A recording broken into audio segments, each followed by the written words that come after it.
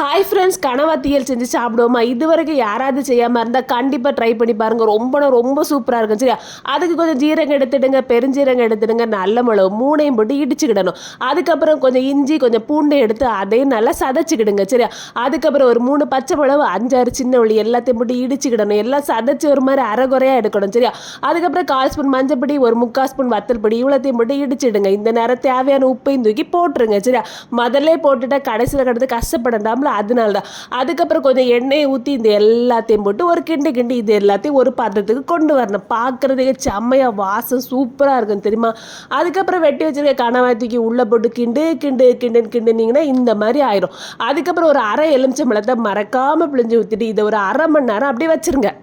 இந்த 1/2 மணி நேரத்தில் உங்களுக்கு வேற ஏதாவது வேலை இருந்தால் போய் பண்ணிவிட்டு அதுக்கப்புறம் இங்கே வாங்க. சரி? அதுக்கப்புறம் சட்டியில் எண்ணெய் ஊற்றி சூடாக்கி கருவேப்பிலை போட்டுட்டு இந்த கணவாயெல்லாம் போட்டு கிண்டி இறக்குனா தீயல் ரெடி.